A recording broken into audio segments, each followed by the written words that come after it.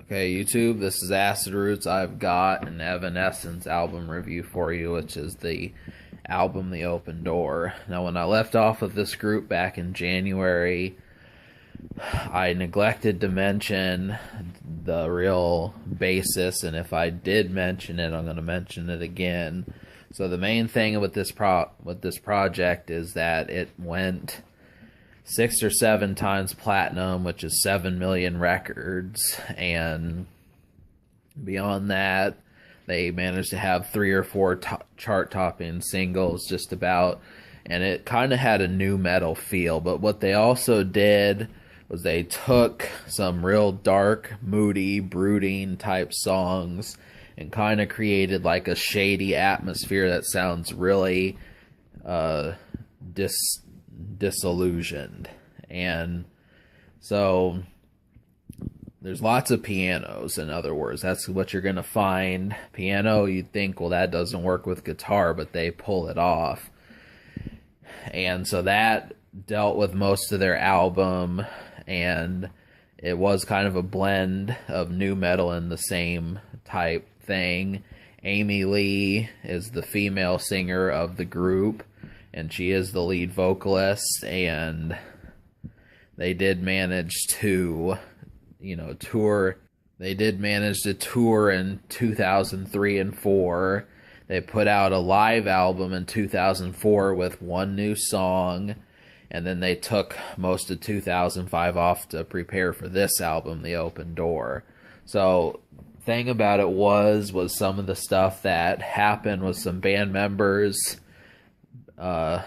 left the group or got fired, and Amy Lee went through some relationships which had to do with some of the song content of this album. So one of the people she dated was Sean Morgan from Seether, and I think she dated one of the band members. So with that, it's different from, say, a Limp Bizkit or Korn album, just because the mindset of a female is different from that of a male when it comes to rock music. Now, obviously, you're not going to notice that because it's still a great and grand time, but the singing is great. I mean, definitely she does sing a little bit more. She's not as much of screamo and thrash like Corey Taylor or some of these other folks, but she does do a good job with the genre that she's in. So beyond that, this album did have 4 singles supporting it, and 3 of which were good to me. Call Me When You're Sober is the most known song from this project, and despite the fact that the title implies, this is a standard reason why women don't want to be around men,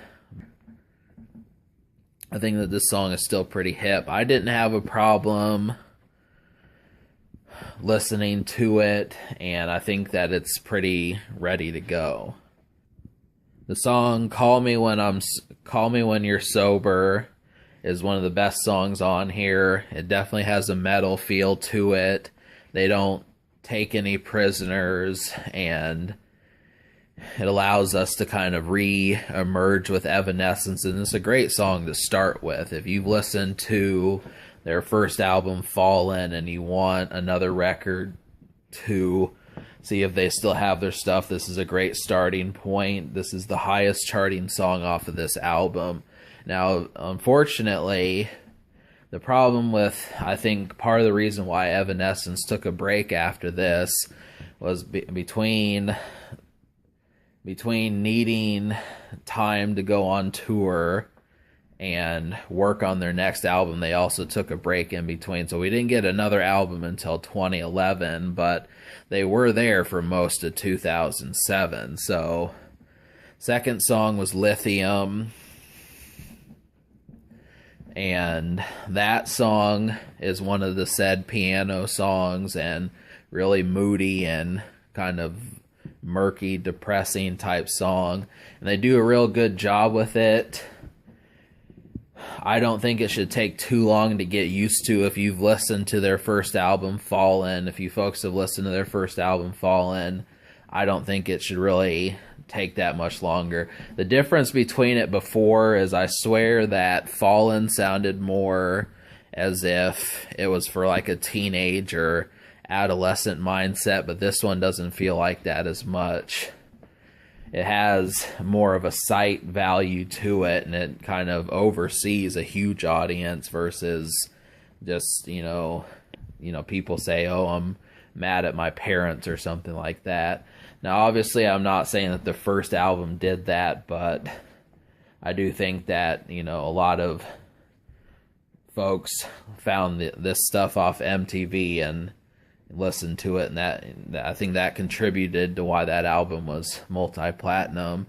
But this album is just more steady, and it definitely doesn't have.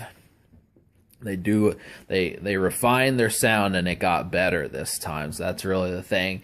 Lithium is an example of that. The next song is Sweet Sacrifice, and that one is another rock-based song. That's definitely a good one to start with. That probably would be the song I'd recommend you go for after Call Me When You're Sober. So beyond that, the first 5 songs on this project are immediate hits. They're mostly geared right towards the front, so you have the best time. There's 3 rock songs back to back. And then Lithium comes in, and then we get a song called Cloud 9. So really, the energy of just how they do it, I feel like the song Sweet Sacrifice kind of symbolizes the type sound that Evanescence really is a pro at. And just the idea that, most of these stylish things, you kind of want it from a female's point of view, like how many women that are rockers and are able to do this from that standpoint. It just has a different, it's not as aggressive, and that's really the thing, is it's kind of in your face, but then at the same time it has a very, stylish type way of doing it, and it's that works pretty well. It's not as manic as Slipknot, but it's also not as song written as Stone Sour, not as punk as Limp Bizkit, and it's not as moody as Korn, but it does have its styles to it. So that about sums it up. The other one, I think it was called like Can't Get Enough or something like that, something to that effect. It's the last song on the album. That was the 4th single. I didn't appreciate it that much, but you guys might. So there were 13 songs on this album. I liked 9 out of 13. I'm going to list those. Sweet Sacrifice, Call Me When You're Sober, Weight of the World, Lithium, Cloud 9, Like You, Lose Control, The Only One, and All That I'm Living For. Now, beyond all these, like I said, most of the rock-based songs are towards the beginning, but The Only One is a brilliant song. That's a really great one that has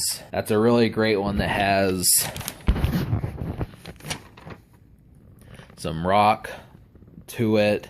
But a lot of, if you're looking for the more moody stuff, songs like Lithium, Like You, Lose Control, and All That I'm Living For do that. So it's kind of a little bit of both. It's really a depressing album.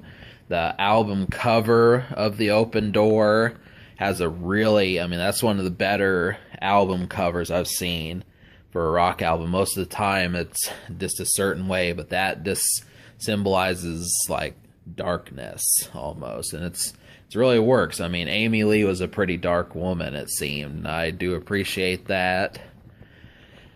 So this album, because I like 9 out of 13, that's virtually the whole album.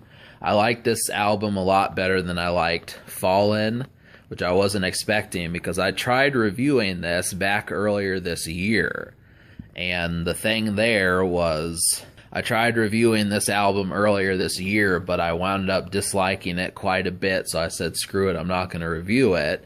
But I decided to come back just over the year because my interests have tempered, and I'm thinking I could probably handle it, so I did. And at first I only liked the first 3 songs, but now I like 9. So this album is going to get a 9 out of 10, and the social score I will give a 9 out of 10 also. The only reason why it doesn't get a 10 is because I didn't like the 4th single. Now really only 3 singles charted: Lithium, Sweet Sacrifice, and Call Me When You're Sober.